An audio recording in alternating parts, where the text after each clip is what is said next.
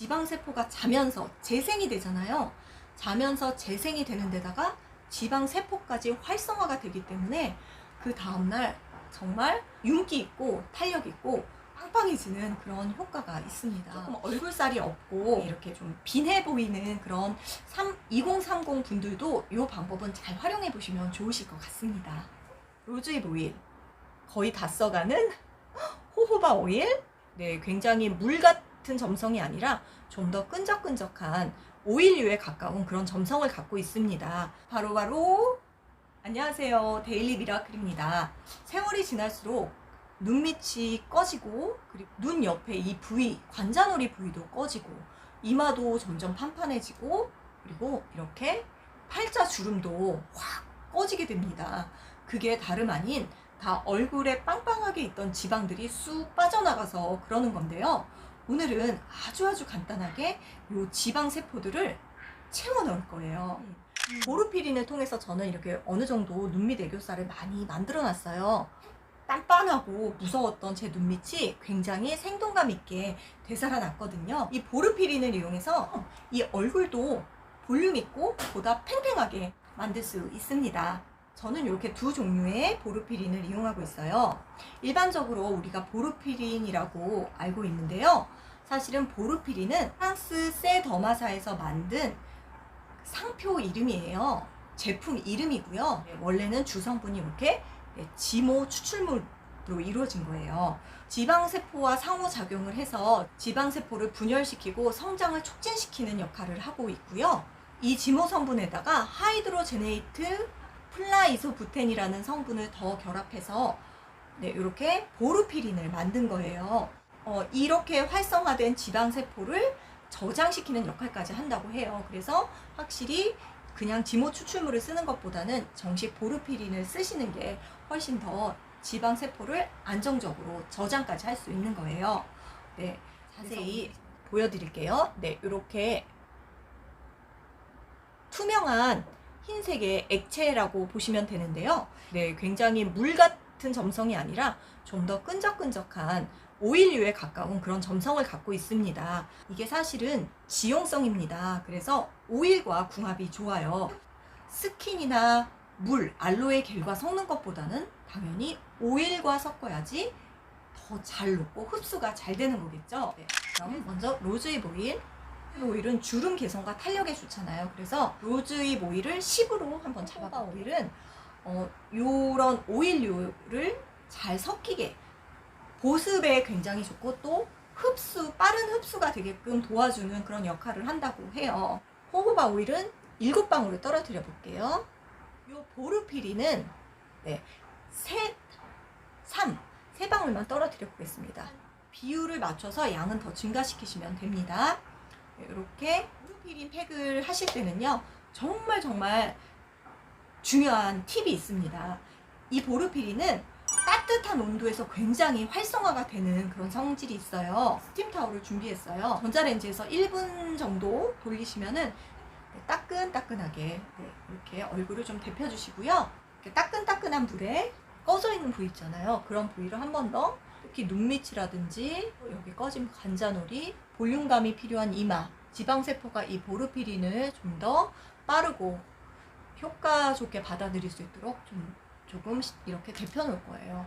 네, 이렇게 팩을 해주시면 돼요. 네, 이렇게 팩을 발라주시면 됩니다. 이렇게. 로즈잎 시드 오일은요, 눈 너무 가까이에 가면은 조금 눈시림이 저는 있었어요. 그래서 눈에 너무 눈에 가까이는 바르지 마시고요. 찐득찐득한 감은 있습니다. 근데 어차피 이게 다 천연 성분이기 때문에 이런 오일이라든지 그런 거에 알러지나 과민 반응이 없으시다면 이렇게 하고 주무셔도 전혀 문제될 게 없습니다. 목은 특히나 이 지방이 없는 부위잖아요. 그래서 주름이 더 빨리빨리 생긴단 말이에요. 그래서 이 목도 조금 넉넉하게 발라주시면 좋습니다. 넉넉하게 발라주시고 주무시면 돼요. 로즈잎 오일 자체가 저한테는 눈시림이 좀 크기 때문에 눈가, 이 꺼진 아이볼은요, 그냥 따로 이렇게 보르피린을 떨어뜨려서 발라주고 있습니다. 지방이 꺼진 눈 밑에는 효과가 좋지만 그냥 아무 눈 밑에나 바르면 눈이 오히려 이렇게 튀어나올 수가 있으니까 이거는 꺼진 지방에만 좀 발라주시고요. 그리고 여기 팔자는 진짜 그냥 꺼지잖아요. 그래서 이렇게 발라주시고, 내가 좀 볼을 빵빵하게 만들고 싶다 하시면 이렇게 볼에도 많이 발라주시면 좋습니다. 아기처럼 볼이 빵빵하게 살아나려면 이런 데 발라주시면 좋겠죠?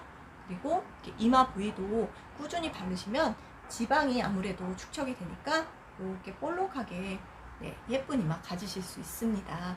그리고 여기는 지방이 그 불독처럼 축적되는 곳이기 때문에 이쪽은 바르지 마시고 주로 이 위, 지방이 없는 부위 위주로 발라주시면 좋을 것 같습니다. 보르피린의 특징 하나가 마사지를 해주면 더욱더 지방세포가 활성화된다고 해요. 손으로 해주기도 하지만 기구를 통해서 자극을 주기도 합니다. 이거 너무 귀엽죠? 20년 전쯤에 얘를 오리진이라는 그 브랜드에서 샀어요. 그걸로 이렇게 이게 손으로 문지르는 것보다 이렇게 돌기가 있어서 훨씬 더 지압이 잘 되더라고요. 이렇게 하시면은 지방세포가 훨씬 더 활성화되는 효과가 있어요. 이런 도구를 사놓고 사실 저희가 활용을 잘 안 하잖아요. 그런데 저처럼 있는 도구 없는 도구 이렇게 마사지 할 때는 잘 한번 꺼내서 조금 귀찮더라도 활용을 해보세요. 지방이 좀 꺼져 있거나 주름이 있는 곳, 탄력이 필요한 곳은 이렇게 살살살 마사지를 해주면 좋습니다. 작은 돌기가 있어요. 이렇게 돌기가 있는 게 훨씬 효과가 좋더라고요. 그래서 나 그것도 없고 저것도 없는데, 칫솔 중에도 굉장히 부드러운 미세모 칫솔이 있어요. 그런 칫솔로 이렇게 눌러주시면 피부 겉표면에는 자극이 없지만 이렇게 얘도 어찌 보면 돌기잖아요. 이 돌기가 지방세포를 활성화시켜서 이렇게 지방세포들을 활성화시켜줘 보세요. 얘가 더 조금 면적이 작아서 좀 예리하게 되는 부분도 있습니다. 그래서 저는 개인적으로 이 칫솔 추천.